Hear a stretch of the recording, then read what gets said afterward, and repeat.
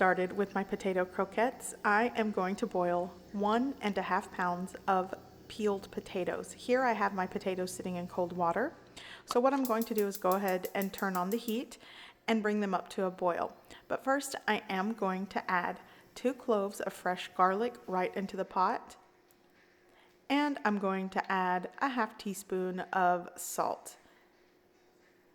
And then I'm going to bring this pot of water to a boil. And once it starts to boil, then I'm going to time it for 20 minutes. And I want to cook these or boil these until my potatoes are knife tender, not fork tender. You still want them to hold together. So once my potatoes are knife tender, I am going to drain out all of the water and then place the potatoes and garlic and everything back into the pot. And then I am going to put it on the heat again, just for around 20 seconds. And you'll notice it'll burn off and evaporate any residual water that's left in the pot. You want a very dry potato. If you have any water content or moisture in these potatoes, when you try to make the croquettes, they might not shape very well. Okay, so I've turned the heat off, but I'm going to let my potatoes sit in the pot and just let them cool and continue to get dry. Again, I'm going to be handling these, so you don't want it to be piping hot when you do that. So I'm just going to let them sit there. In the meantime, I am going to saute some onions. Here I have a preheated small skillet with a pat of butter. And to that, I will be adding around 4 ounces of chopped onion. You could use a small onion. It's really up to you. I just had half of a medium-sized onion that needed to be used. So this is around 4 ounces. And right into the pan, and I'm going to saute these for around 10 to 15 minutes. I'm not really going to caramelize them, though that would be delicious in this. But I'm just going to saute them until they're golden brown. I've added a pinch of salt just to help them sweat and become softened. And again, I'm going to cook these for around 10 to 15 minutes.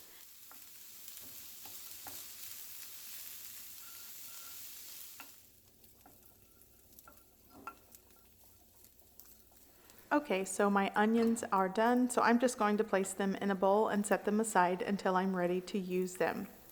In the meantime, I'm going to go over some of the other ingredients.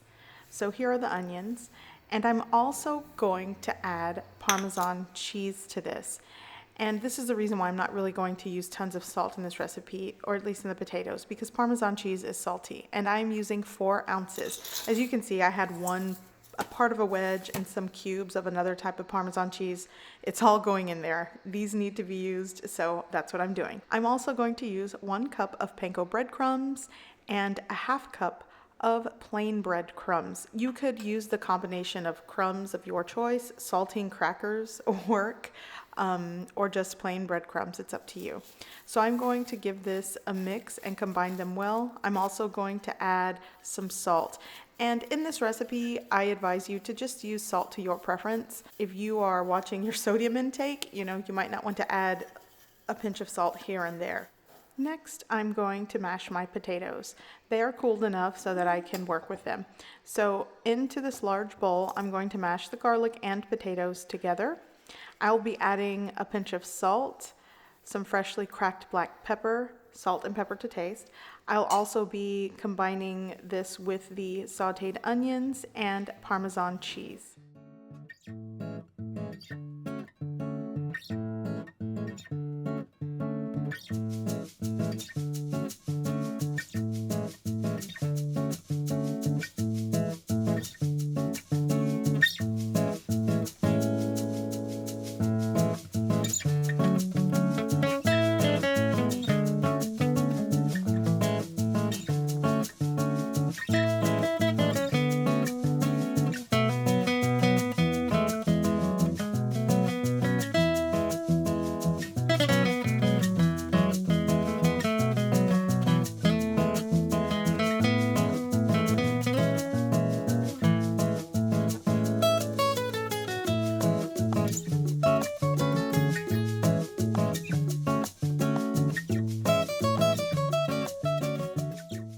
Okay, so once everything is mixed with my potatoes, I'm ready to start making the croquettes. Here, I went ahead and scrambled 2 large eggs.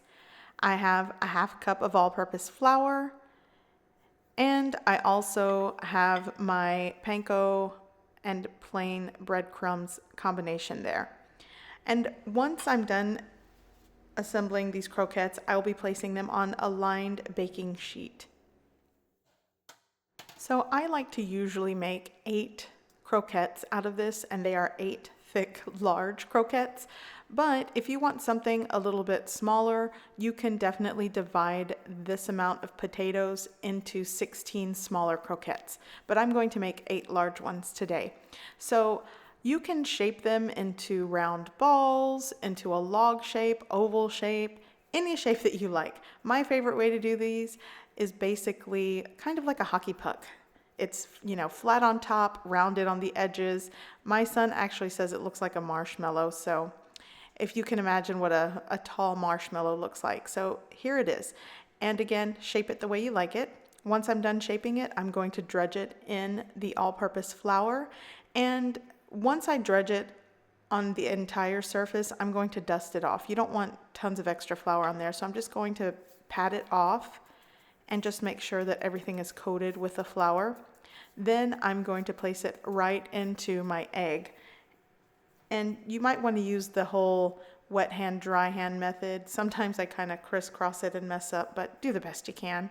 So once it's dredged and coated in the egg, I'm going to place it right into the breadcrumbs and make sure that I gently pat in the breadcrumbs on the entire exterior surface of the croquette, and then it's done. And I'm going to set it aside on the lined baking sheet, and then we're going to refrigerate it. But for right now, I am going to continue making these croquettes, and that's it. You basically, right now, I'm kind of in an awkward position because I'm filming, but typically I like to form an assembly line. It makes assembling these a lot easier. So here we go.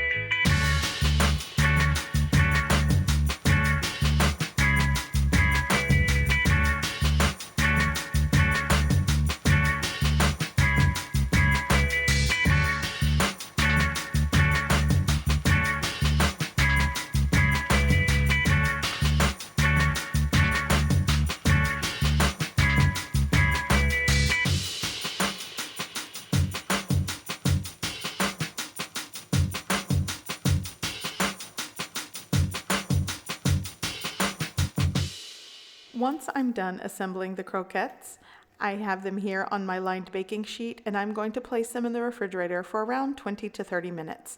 This will give them a chance to set as far as the dredge and the breadcrumbs, and I want them to get a little harder because it makes it easier to place in the frying pan without falling apart. So once they've had a chance to set, I'm ready to fry them. Here I've preheated some fry oil, and you want to fry these at around 350 degrees Fahrenheit, maybe somewhere between 340 and 350. So I'm going to go ahead and place 4 here in my frying pan, and I'm going to cook these or fry these for about a minute on each side. So after about a minute, I'm going to flip them over.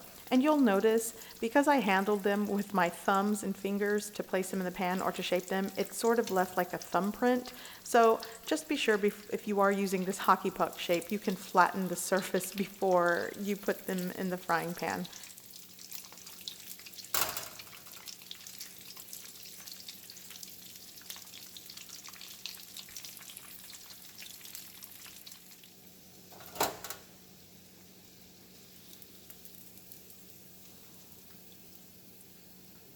So the first batch is done, so I'm going to continue frying the second batch. And I wanted to show you that I did flatten the surface. I was able to sort of reshape it and flatten the surface. This will ensure a more even golden brown fry to your croquette. And you could avoid the whole thumbprint debacle and just make your croquettes oval or round.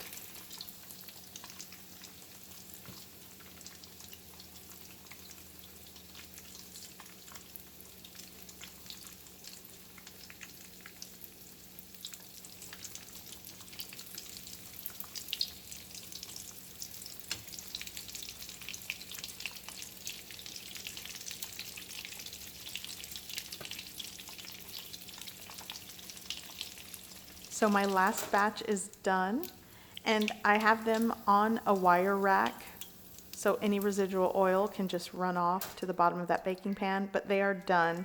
And you could definitely serve them piping hot or just let them cool for about 5 minutes. But the crust and texture on these croquettes is perfect, and my kid loves them. Hey, Mommy, can I try one? Yeah, go ahead.